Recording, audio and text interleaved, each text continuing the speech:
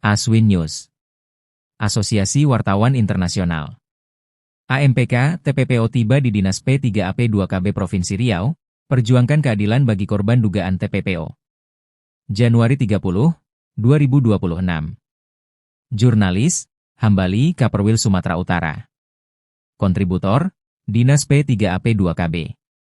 Medan aswinnews.com. Aktivis Aliansi Masyarakat Peduli Korban Tindak Pidana Perdagangan Orang, AMPK TPPO, Rahmat Syah, bersama Neza Safitri Nasution, orang tua korban, dan seorang korban berinisial Na, 17, secara resmi tiba di Dinas P3AP2KB Provinsi Riau, Kamis, 29 Januari 2026, untuk memperjuangkan keadilan atas dugaan kasus tindak pidana perdagangan orang, TPPO, yang menimpa anak di bawah umur.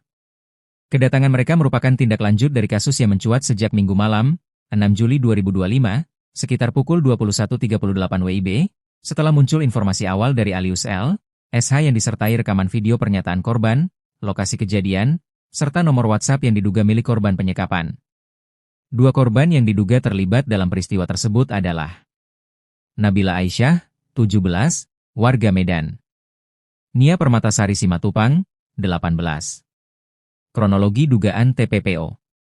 Menurut keterangan Alius L. SH, kepada awak media, kedua korban diduga ditipu dengan modus perekrutan kerja, lalu dibawa ke sebuah tempat hiburan malam jenis kafe remang-remang di wilayah Lipat Kain, Kecamatan Kampar Kiri, Kabupaten Kampar, Provinsi Riau, yang disebut-sebut milik seseorang bernama Ririn. Korban diduga disekap, dipaksa mengenakan pakaian seksual, dipaksa melayani tamu pria, dilarang pulang sebelum membayar ganti ongkos.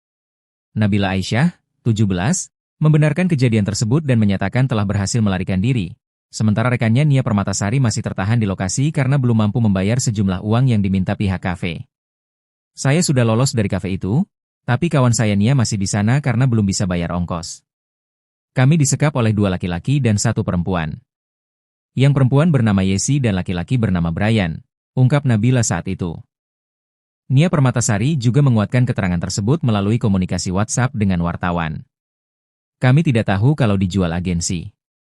Kami pikir mau kerja biasa, ternyata dibawa ke kafe remang-remang. Saya belum boleh pulang karena belum bayar ganti ongkos, jelasnya. Kontradiksi informasi aparat. Pada malam kejadian, beredar pernyataan melalui pesan WhatsApp pribadi dan grup nasional yang menyebutkan bahwa Kanit Reskrim Polsek Kampar Kiri, Hamri Gufron, bersama anggota telah turun ke lokasi dan tidak ditemukan kejadian atau korban di wilayah tersebut. Namun, hasil penelusuran lanjutan awak media pada keesokan harinya menemukan adanya indikasi kuat bahwa peristiwa benar terjadi, berdasarkan kesaksian korban, bukti komunikasi, rekaman video, serta jejak lokasi. Hingga saat ini, belum ada klarifikasi resmi terbuka dari pihak terkait mengenai hasil penyelidikan faktual di lapangan. Status laporan korban. Tindakan hukum terhadap pihak yang disebut-sebut terlibat. Keberadaan pengelola tempat usaha yang diduga menjadi lokasi eksploitasi. Hal ini memunculkan dugaan adanya pembiaran, kelalaian, atau potensi pengabaian penanganan kasus terhadap dugaan kejahatan serius yang melibatkan anak di bawah umur.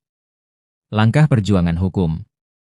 Kedatangan AMPK TPPO ke Dinas P3AP2KB Provinsi Riau bertujuan untuk meminta perlindungan negara terhadap korban, pendampingan hukum dan psikologis, penanganan resmi kasus TPPO, koordinasi lintas lembaga, mendorong proses hukum yang transparan dan akuntabel.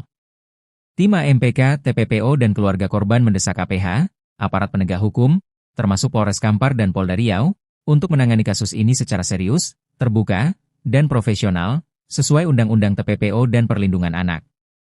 Kasus ini dinilai sebagai kejahatan serius terhadap kemanusiaan, bukan sekadar pelanggaran biasa, karena menyangkut eksploitasi, perdagangan manusia, dan dugaan perbudakan modern terhadap anak di bawah umur. Catatan redaksi. Berita ini disusun berdasarkan keterangan korban, keluarga korban, tim pendamping AMPK TPPO, hasil komunikasi media, serta penelusuran lapangan yang dilakukan awak aswinnews.com.